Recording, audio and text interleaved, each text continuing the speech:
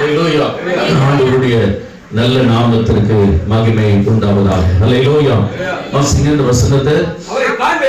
அவரை காண்பேன் இப்பொழுது அல்ல, அவரை தரிசிப்பேன் சமீபமாய் அல்ல.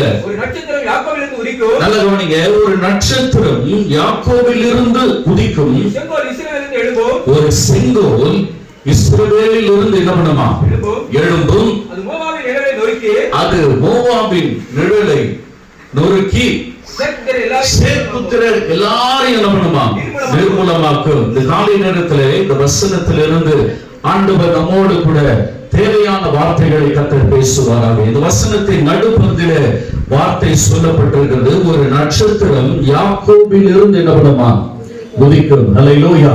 ஒரு நட்சத்திரம் யாக்கோபில் இருந்து உதிக்கும். அது மாத்திரமல்ல, ஒரு செங்கோல் இஸ்ரவேலில் இருந்து எழும்பும் என்று சொல்லப்பட்டிருக்கிறது. ஹல்லேலூயா. நட்சத்திரம் எழும்பும், செங்கோல் என்ன பண்ணும்? நட்சத்திரம் உதிக்கும், செங்கோல் என்ன பண்ணும்? எழும்பும். ஹல்லேலூயா. இந்த காலை வேளையிலே கிறிஸ்துமஸ் ஆராதனைக்கு வந்திருக்கிற உங்கள் யாவரையும் இயேசுவின் நாமத்தில் வாழ்த்துகிறோம்.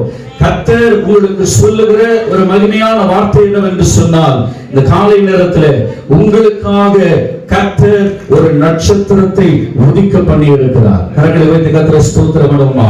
உங்களுக்காக தேவன் நட்சத்திரத்தை உதிக்க பண்ணி இருக்கிறார். கர்த்தருடைய நாமத்திற்கு ஸ்தோத்திரம் உண்டாவதாக.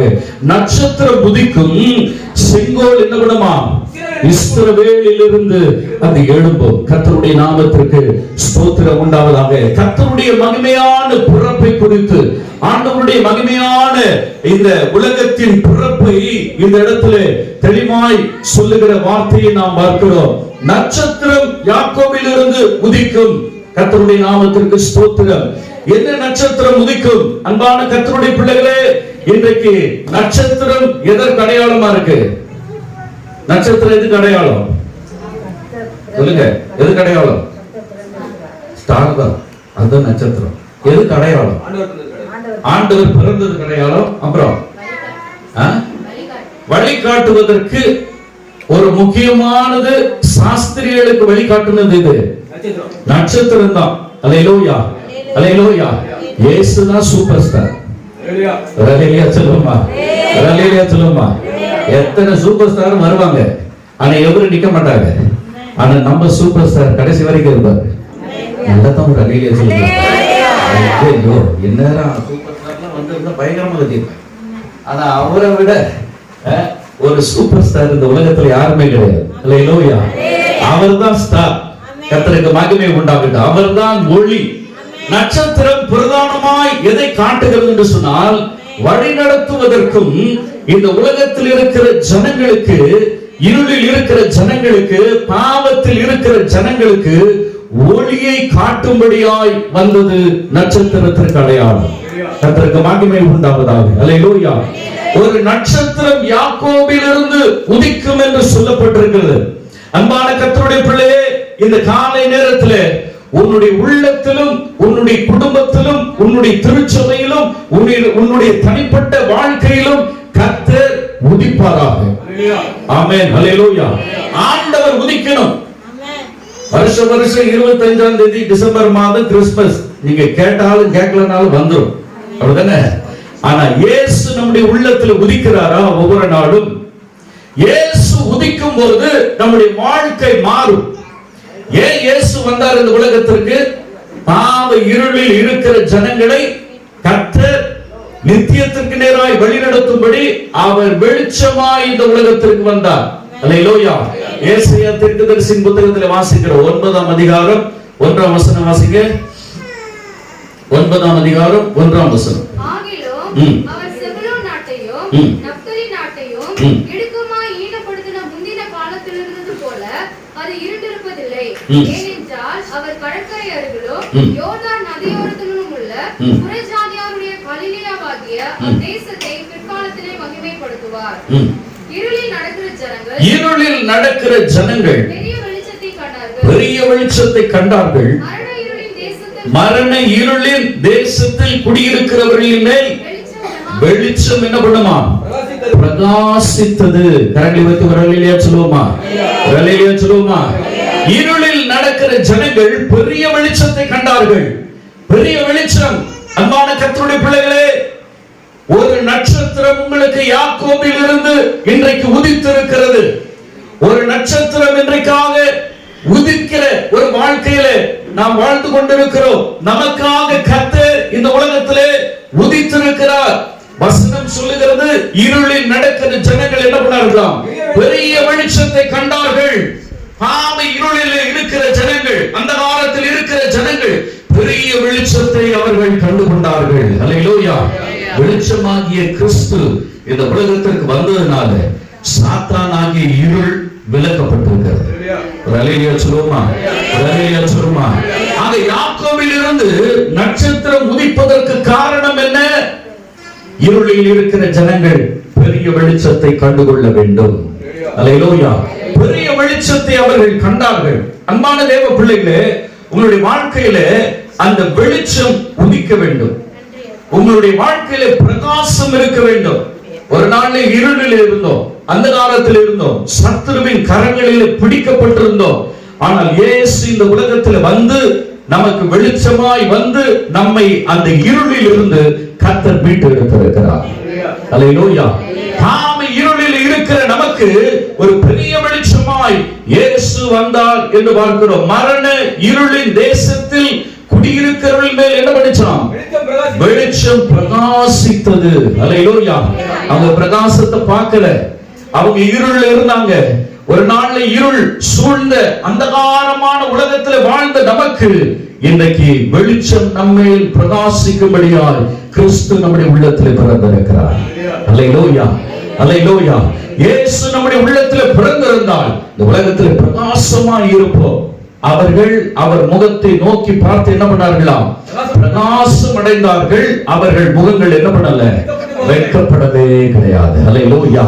அந்த பிரகாசம், அந்த வெளிச்சம் இன்றைக்கு உங்கள் உள்ளத்திலும், உங்கள் முகத்திலும், உங்களுடைய சரீரத்திலும், உங்களுடைய எல்லா காரியத்திலும் நிலைத்திருப்பதாக. அந்த நட்சத்திரம் அதற்காகத்தான் உதித்தது. கர்த்தருக்கு மகிமை உண்டாவதாக.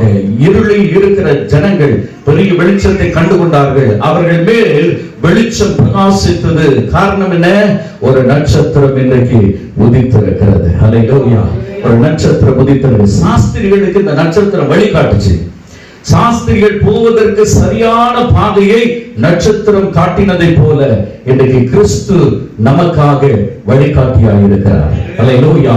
அவர் வழிகாட்டுதலின்படி நடக்கிற நமக்கு கர்த்தர் ஒரு பெரிய ஆசீர்வாதத்தை வைத்திருக்கிறார். ஒன்று, நட்சத்திரம் என்று சொல்லுவது இந்த உலகத்தில் இருக்க இருள் நீக்கப்பட்டு வெளிச்சம் உதிப்பதற்கு சமானமாய் இருக்கிறது. கர்த்தருக்கு மகிமை உண்டாகட்டும். ஒரு நட்சத்திரம் யாக்கோபில் இருந்து உதித்ததற்கான காரணம் என்ன? இருளில் இருக்கிற ஜனங்களை அவர் பிரகாசத்திற்கு நேராய் நடத்தும்படியாய் இந்த உலகத்தில் உதித்தார். அல்லேலூயா. இரண்டாவதாக, ஒரு செங்கோல் இஸ்ரவேலில் இருந்து என்ன பண்ணுமா? நமக்காக எழும். கரங்களை வைத்து ஒரு அல்லேலூயா சொல்லுமா. எனக்காக ஒரு செங்கோலை கர்த்தர் எழுப்ப பண்ணுவார். அல்லேலூயா. எனக்காக ஒரு செங்கோல் எழும்பும். எனக்காக ஒரு ஆசீர்வாதத்தின் செங்கோல் எழும்பும். எனக்காக ஆளுகை செய்கிற செங்கோல் எழும்பும். எனக்காக யுத்தம் பண்ணுகிற செங்கோல் எழும்பும். எனக்காக எல்லா காரியத்தை சாதித்து முடிக்கிற ஒரு செங்கோலை கர்த்தர் இன்றைக்கு எனக்காக எழும்ப பண்ணுவார் ஆண்டவர். அல்லேலூயா. உங்களுடைய வாழ்க்கையிலே எத்தனை நாட்கள் சத்துரு ஆளுகை செய்து கொண்டிருக்கலாம், ஆனால் கர்த்தர் உங்களுக்காக ஒரு செங்கோலை உதிக்க பண்ணுகிற தெய்வம் அவர். அல்லேலூயா. செங்கோல் உதிக்கப்படுவதாக. உங்களுடைய குடும்பத்தில், உங்களுடைய தனிப்பட்ட வாழ்க்கையில கர்த்தர் ஒரு செங்கோலை உங்களுக்காக உதிக்கப்படுவார் ஆண்டவர். கர்த்தருக்கு மகிமை உண்டாவதாக. அல்லேலூயா. செங்கோல் என்று சொல்வது ஆளுகையை குறிக்கும். கர்த்தருக்கு மகிமை உண்டாவது. நட்சத்திரம் எது குறிக்கும்? வெளிச்சத்தை குறிக்கும். செங்கோல் ஆளுகையை குறிக்கும். தேசத்தை ஆளுகை செய்கிற எல்லா சத்துருவின் கிரியைகளை அழிக்க ஒரு செங்கோலை கர்த்தர் எழும்ப பண்ணுவார் இந்த நாட்களில். அல்லேலூயா, அல்லேலூயா. செங்கோல் எழும்பும். ஆளுகை செய்கிற செங்கோல். அந்த செங்கோல் அதிகாரம் படைத்தது. அந்த செங்கோல் ஆளுகை செய்யக்கூடியது. அந்த செங்கோல் கண்டித்து உணர்த்தக்கூடியது. அந்த செங்கோல் ஆசீர்வாதத்திற்கு நேராய் வழிநடத்தக்கூடியது. அந்த செங்கோலை கர்த்தர் நமக்காக இஸ்ரவேலிலிருந்து எழுத பண்ணியிருக்கிறார். கரங்களை தட்டி கர்த்தரை ஸ்தோத்திரம் பண்ணுவோமா? கரங்களை தட்டி கர்த்தரை மகிமைப்படுவோமா? அன்பான கர்த்தருடைய பிள்ளைகளே, நமக்காக, உனக்காக, எனக்காக, இந்த உலகத்தின் மனு குலத்திற்காக அன்பான தேவ பிள்ளையே, ஒரு செங்கோலை கர்த்தர் இன்றைக்கு நமக்காக எழுத பண்ணியிருக்கிறார். அல்லேலூயா. அந்த செங்கோலை பிடித்துக் கொள்வோம். அந்த செங்கோலை வருகிற நாட்களில் ஆளுகை செய்யணும். ஆமென் சொல்லுமா? ஆளுகை செய்வதற்கு செங்கோல் அதிகாரம் தேவை. செங்கோல் அதிகாரம் படைத்தது. ஆதி நாட்களிலே ராஜாக்களுடைய கைகளிலே செங்கோல் கொடுக்கப்பட்டது. காரணம் என்ன? அவர்கள் அதிகாரம் படைத்தவர்கள். இன்னைக்கு செங்கோல் கிடையாது. அதிகாரத்துல இருக்கிறவங்களுக்கு செங்கோல் கிடையாது. ஆனா ஆளுகை செய்கிற பவர் இருக்கு. அல்லேலூயா சொல்லுமா? அதிகாரத்தின் பவர் இருக்கிறது. அன்பான தேவ பிள்ளைகளே, இந்த நாட்களில உலகம் அனைத்திற்கும் அதிகாரம் படைத்த ஒரு செங்கோல் எழும்பி இருக்கிறது. ஆமென் சொல்லுமா? ஆமென் சொல்லுமா? இயேசு சீக்கிரம் வரப்போகிறார். அவருடைய ஆளுகை சீக்கிரம் இருக்கும். அவருடைய வருகை சீக்கிரம் இருக்கும். அவர் நித்தியமாய் ராஜாதி ராஜாவாக, தேவாதி தேவனாக, கர்த்தாதி கர்த்தராக, சதா காலமும் ஆளுகை செய்கிற தெய்வமாக, இந்த உலகத்திலே நியாயம் தீர்க்க சர்வ அதிகாரம் படைத்தவராக அவர் சீக்கிரமாய் வரப்போகிறார். அல்லேலூயா. அவரோடு கூட பாடுகளை சகித்தோமானால் அவரோடு கூட என்ன பண்ணலாம்? ஆளுகை செய்வோம். அல்லேலூயா. எத்தனை பேர் விசுவாசிக்கிறீங்க? ஒருவேளை பாடுகள் இருக்கலாம், துன்பங்கள் இருக்கலாம், துக்கங்கள் இருக்கலாம், சஞ்சலங்கள் இருக்கலாம், கண்ணீர் இருக்கலாம். ஆனா ஆளுகை செய்கிற ஒரு காலத்தை கர்த்தர் உனக்காக வைத்திருக்கிறார். ஆளுகை செய்கிற காலங்களை கர்த்தர் உன் கரத்தில் கொடுக்க போகிறார். வைக்கப்பட்ட இடத்துல கர்த்தர் உன்னை ஆளுகை செய்ய வைப்பார். அல்லேலூயா. இழந்து போன இடத்துல கர்த்தர் உன்னை ஆளுகை செய்ய வைப்பார். உன்னை துக்கப்படுத்தினவர்களின் மத்தியில, உன்னை அவமானப்படுத்தினவர்களின் மத்தியில, உன்னை நிர்மூலமாக்க வேண்டும் என்று சொல்லி எழுதுகிற சத்துருவின் ஜனங்களின் மத்தியில கர்த்தர் உன்னை ஆளுகை செய்ய வைக்கிற காலத்தை வருகிற நாட்களிலே கர்த்தர் கொடுப்பார். அல்லேலூயா. ஆளுகை செய்கிற அதிகாரத்தை கர்த்தர் கொடுப்பார். இந்த உலகத்திலே நீ ஆளுகை செய்கிறவனாக, வெட்கப்படாதவனாக, தலை நிமிர்ந்து நிற்கும்படியாய் அன்பான கர்த்தருடைய பிள்ளைகளே, உனக்காக ஒரு செங்கோலின் அதிகாரத்தை கர்த்தர் உனக்காக வைத்திருக்கிறார். ஆளுகை செய்யும் காலம் உனக்காக நியமிக்கப்பட்டிருக்கிறது. அந்த ஆளுகையை பிடித்துக் கொள்வோம். நமக்காக ஆளுகை செய்ய வந்த தெய்வம் சீக்கிரமாய் நம்மையும் ஆளுகை செய்ய வைப்பார். அல்லேலூயா. கர்த்தருடைய நாமத்திற்கு மகிமை உண்டாவதாக. அபிஷேகத்தின் ஆவியானவர் ஆளுகை செய்ய வைக்கிறவர். அல்லேலூயா. உன்னை ஆளுகை செய்கிறவனாய் தான் கர்த்தர் வைப்பார். ஆளுகை செய்கிறவன் மத்தியில கை கட்டி நிற்பதற்காக அல்ல, நீ ஆளுகை செய்யும்படியாய் உன் தகப்பனாகிய தேவன் ஆண்டவராகிய இயேசு கிறிஸ்து உனக்காக செங்கோலாய் இஸ்ரவேலில் இருந்து எழும்பி இருக்கிறார். அல்லேலூயா. இஸ்ரவேலில் இருந்து அவர் எழும்பி இருக்கிறார். இஸ்ரவேலில் இருந்து ஒரு செங்கோலாய் கர்த்தர் உனக்காக எழும்பி இருக்கிறார். அன்பான தேவ பிள்ளையே, நீ ஆளுகை செய்கிற அதிகாரங்களை கர்த்தர் நியமித்து கொடுப்பாராக. நாட்களிலே அப்படிப்பட்ட ஒரு மகிமையை கர்த்தர் கொடுக்கட்டும். அல்லேலூயா.